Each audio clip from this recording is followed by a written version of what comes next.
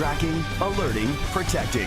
This is WKYT News at 4:30. We're tracking the case against a man accused of leading police on a dangerous chase. We'll show you what happened during his first court appearance. A man accused in a triple murder case goes back before a judge.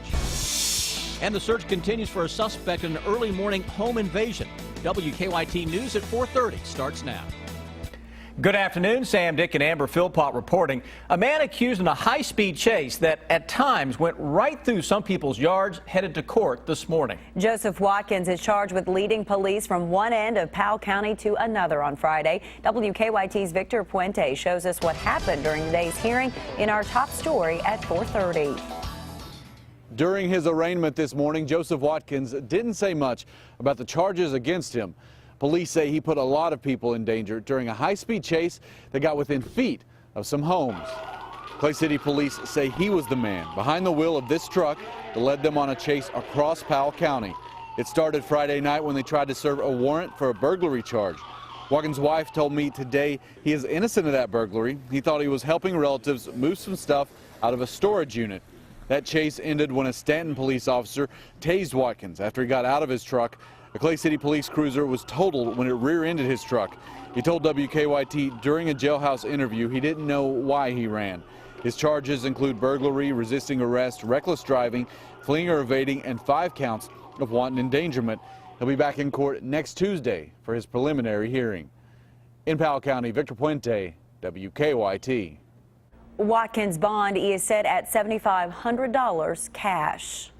A suspect in a triple murder case headed back to court today. Kenneth Keith is accused of killing Michael and Angela Hawkinsmith and Daniel Smith at ABC Gold Games and More in Danville.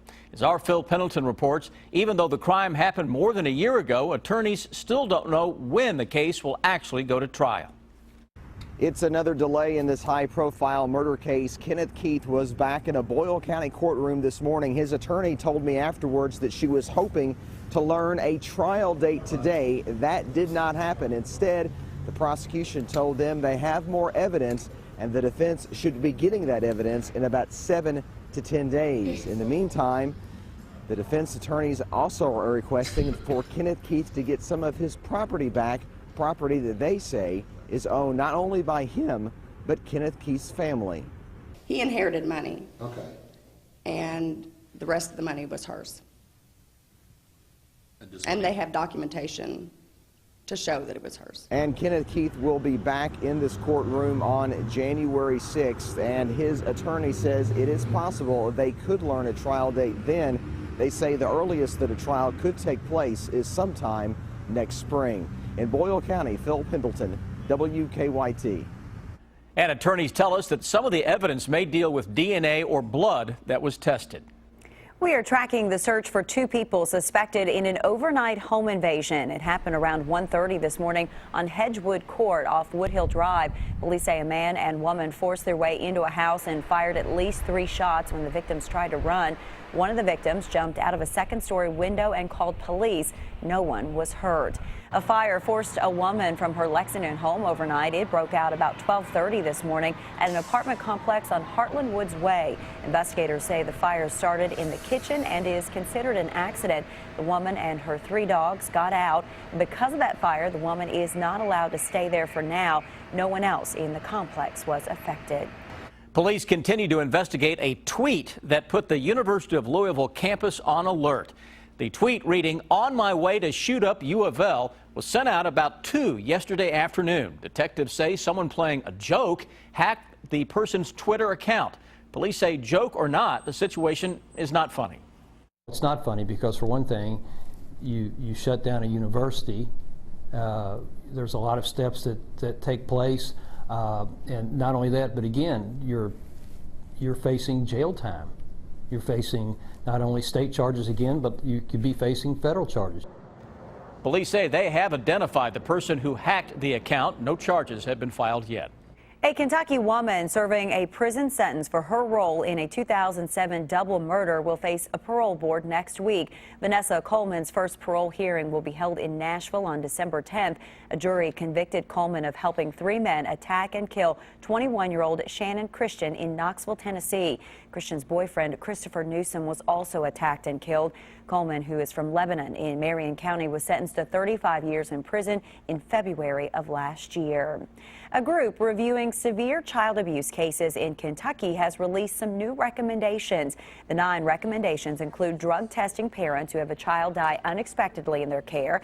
The committee also suggested a public awareness campaign on safe sleeping practices for infants, making court proceedings more transparent, and studying the caseload of social workers. The state says it will review the report. A frightening start to the day in Chicago after a home exploded. Investigators think that natural gas is to blame for the explosion in the Morgan Park neighborhood. Crews were checking for a leak just before the explosion. The home was destroyed and 2 others damaged, but no people were hurt or killed. Police have released some new details about a deadly shooting spree in West Virginia. Police say that towing company owner Jody Lee Hunt killed his ex-girlfriend, 2 men that she was having a relationship with, and the owner of a rival tow truck firm.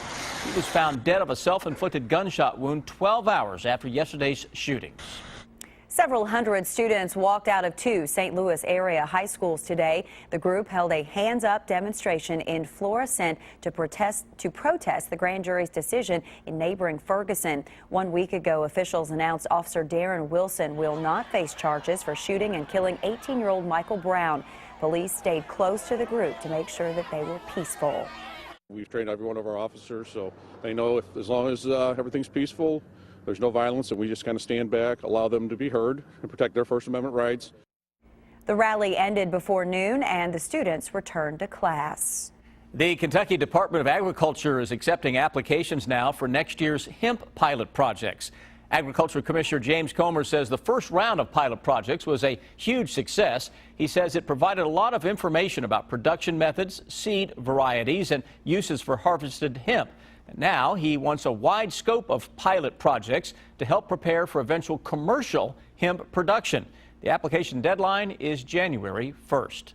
Construction continues this afternoon at the National Corvette Museum down in Bowling Green. Crews have been moving boulders from loose parts of the sinkhole that swallowed 8 classic cars back in February. The museum is installing a manhole that will go into the cave below the sinkhole. It'll give folks the access to the cave even after the sinkhole is filled. The museum said things are on schedule, and at this rate, the Sky Dome should be reopened in July. Your phone can help you save a little money this holiday season. We will show you the best shopping apps out there for you next. A lot of clouds, a lot of fog, and a little drizzle blanketing our skies across central and eastern Kentucky. When I come back in a moment, we're going to track a very wet period that is still ahead of us just ahead. Well, if you had a baby this year named Liam or Emma, you are not alone. According to babycenter.com, those names have topped the list of the most popular names in 2014. For boys, Noah, Ethan, Mason, and Logan rounded out the top 5. For girls, it was Olivia, Sophia, Ava, and Isabella. All beautiful names. Well, not everyone, me included, gets their holiday shopping done on Black Friday and Cyber Monday. Yeah, I'm with you on that. Those crowds and lines at stores will continue right through Christmas Eve. Karen Kafer rounds up free apps to help make things a little easier. A variety of free smartphone apps can help with every area of holiday shopping, from hunting bargains to staying within a holiday budget. Shoppers looking to save some money can try an app like Coupon Sherpa, which rounds up hundreds of coupons from retailers so users can download in store. Raise helps save money in a different way. The app lets shoppers instantly purchase unused gift cards discounted below face value from their smartphone and present the barcode to the cashier. No need to run from store to find the best deal. Shoppers looking to compare prices on the go can use apps like Price Grabber to scan product barcodes to locate the best prices in stores and online. Red Laser works in a similar fashion and searches for retailer discounts and coupons too. Browse gift ideas during downtime with a mobile app like Fancy, which curates virtual catalogs, lets users like items and see what others have liked, create wish lists, and make purchases. To organize, try an app like Santa's Bag, a to-do list with a holiday theme, which lets shoppers keep track of what they're buying for friends and family, and most importantly, keep track of a gift budget. For Consumer Watch, I'm Karen Kafa. It is a rumor that will have children all over very excited. What one of the stars of Frozen is saying about the possibility of a sequel. And it is a day for generosity. What one Lexington business is doing for Giving Tuesday. That's next in today's Out and About. Well, we have survived Black Friday and Cyber Monday, and now it is time for Giving Tuesday. What a great idea. It's a chance for everyone to spread some generosity this holiday season. Deanne Stevens is out and about to show us how one Lexington business is getting involved. Deanne? Hey, good afternoon, guys, from Lexington Podiatry. We're adding some socks to the stocking here because that's what they want you to do, all a part of Giving Tuesday. Dr. Nicole Frills is with us from Lexington Podiatry. How did you guys come up with this? I love this. Well, we always find a need to have socks here. Elise came up with a great idea that we could donate to the community, and anything that we can do to support children that are impoverished that could use, especially around this time of the year. It's so cold out. This year I'd recommend doubling up on socks. A lot of people are going to need it. Yeah, I was going to say, I know Kennedy and Cameron don't want to hear this because I'm always like, girls, put on socks. It makes a difference in the warmth of your body, doesn't it? Not only the warmth, but I'm concerned about the bacteria and the fungus that is breeding in your shoes. So this is at least something to protect it from that. And protect all of those folks who may not have socks. And that's really what this is all about on this Giving Tuesday. Elise Minold with us. And Elise, you guys have decided to do this through the Live Like Ron Foundation. Right, right. We love that foundation because they specifically give to children. And that touches our hearts. Ron Rager was a mentor to me, a friend to Nicole, and a guardian angel for a lot of people. And he's looking out for children. And so we felt that this would be a great partnership. Okay, how do people do it? How do they give back themselves? They can just go to the Lexington Podiatry Facebook page, like the page, and we will donate a pair of socks for each like. So it's an immediate impact in the community. The other easy way is to just drop by our Hamburg location and bring socks. And we'd really, Deanne, like to challenge the Hamburg community to come out. If you're a business, come by and drop off some socks. All right, what's your address? We are 2700 Old Rosebud Road. We're Suite 110. We're in the Midway College building. A very simple way to pay it forward and to give back and to get some socks on the feet of some little children running around here in our community. I'm Deanne Stevens, out and about at Lexington Podiatry on this Giving Tuesday. Back to you guys. Thank you, Deanne. Actress Scarlett Johansson is a married woman. Sorry, guys. People magazine reports she secretly married her fiancé, a French journalist, on October 1st in Montana. The couple welcomed their first child, a daughter named Rose, in September. This is Johansson's second marriage. She and actor Ryan Reynolds were married from 2008 to 2011. Kathy Griffin is taking over for the late Joan Rivers as the new host of the E! Network's Fashion Police. Griffin's first red carpet assignment will be the Golden Globes in January. Fashion Police has been off the air since Rivers died in September after complications from surgery. Well, kids, it appears the wildly popular animated film Frozen will be returning to the big screen. Actress Idina Menzel told a British news agency a Frozen sequel is in the works. Menzel voiced Princess Elsa in the movie. She says there's also a stage version being worked on.